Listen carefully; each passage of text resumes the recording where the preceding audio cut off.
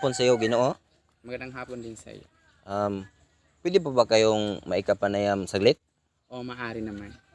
Um, Bago ang lahat, pwede ko bang malaman ang iyong pangalan? So, ako nga pala si Ginoong Felix Hora, nasa pangatlong taon sa kursong BEd. Um, Meron lang po akong katanungan na ipasasagot sa inyo. Okay lang.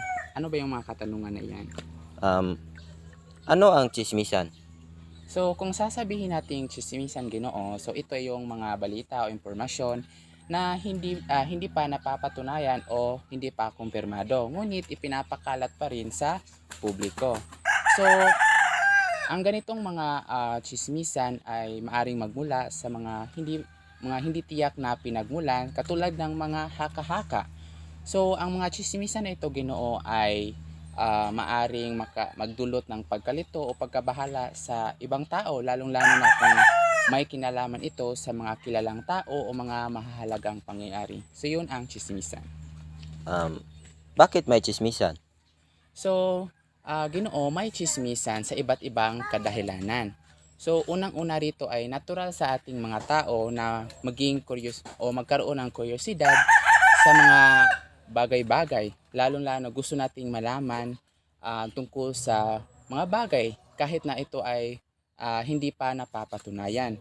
So, pangalawa ay mayroon ding chismisan dahil ang chismisan ay maaring magamit sa pagkuha ng atensyon o mga reaksyon ng ibang tao.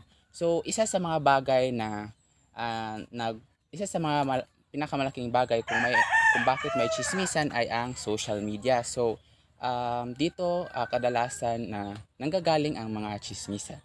So, yun nga. So, paano mo masasabi na ang tsismisan ay isang uri ng komunikasyon?